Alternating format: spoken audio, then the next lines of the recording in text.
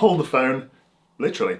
Strava have just released a new app update and the app now looks completely different, looks a little bit like the inside of a spaceship. Let's have a look.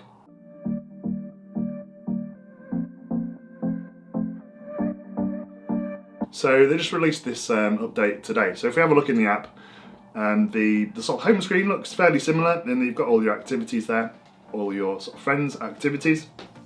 But then the changes kind of start to happen when we go into maps now. You can see that the sort of line along the bottom looks a little bit different now. So the bottom here we have the maps, and this has changed quite drastically. So you've got a couple of different sections here. You can go on segments and just see the segments that are kind of closest to where you live, which again is kind of really nice. Means as soon as you go onto maps, you can see what kind of segments are around you, and then also the routes too. This was a little bit more difficult to kind of, not difficult, but required a bit more effort to get into than it does now. And you can kind of see what routes are immediately available around you. So I could literally just go out and head out on a ride on one of these routes, which is quite, is really nice actually, and it's good to see that Strava's kind of putting that at the forefront now. Just getting out and exploring a little bit more easily than it might have been in the past. Of course, you can always draw your own route as per usual as well. And then we have the saved routes, so you can have a look at your saved routes, the routes you've done before or kind of built before. You've got your starred segments as well, so all the ones that will pop up on your Garmin or whatever it is you're using when you've sort of been having a look through and starred your favourites. You can see if you've got any KOMs. Unfortunately, I don't have any KOMs at the moment. And then local legends as well. I do have a couple of running local legends, actually, I didn't realise. But yeah, that's where they are now. So they're all kind of together. I think that means that the maps are kind of a little bit more accessible, and it's just a lot easier to kind of see what routes are around you. So for example, this would be really handy if you went on holiday or and had your bike, or you wanted to go out and run, and you didn't necessarily know what routes were around. You can easily just open this up, save it, and then off you pop.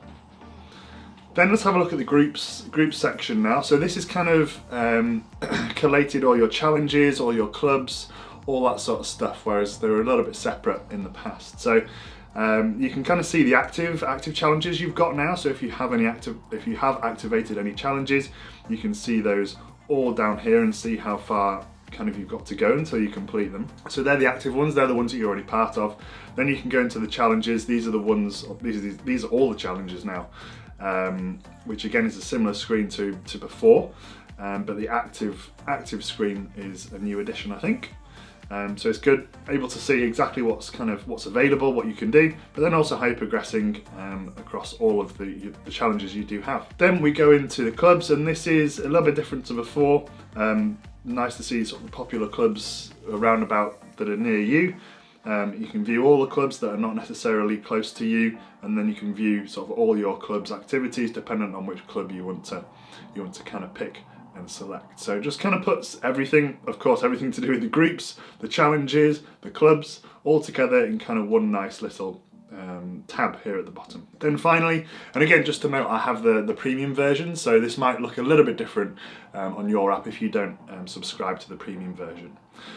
But let's go onto the U section at the bottom. So this tab used to be, I think, your performance analytics if you're a premium subscriber.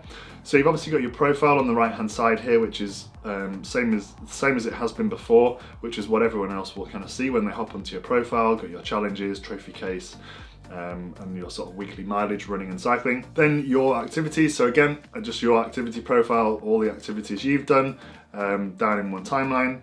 And then your progress here. So this was, again, this was what the tab just looked like beforehand. So if you're a premium subscriber and clicked on the bottom right hand side, it kind of looked at your performance analytics. This is what you would see, but it's now been combined obviously with the other two activities and profile tabs as well. So interesting to see, all in one place. You can kind of see how you're doing, how you're getting on across your sort of different activities. But overall, I think this is a great move. I did have a little bit of a read of what Strava was trying to do, and all they were trying to do is just make it easier and more accessible and kind of have less clicks to get through to the sections you wanted within Strava. And I think it has done that. It looks a lot nicer, the layout's a lot nicer, it makes a lot more sense, and it just means that I think, in future, if you are out and about, it's just going to be easier to see what challenges there are, see the routes that there are, see what clubs are close by.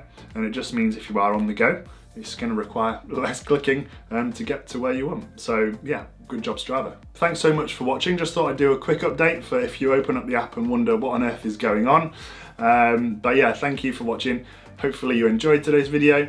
Really quick one, as I said. Please do like and subscribe, and I'll see you in next week's video. Have a good rest of your day.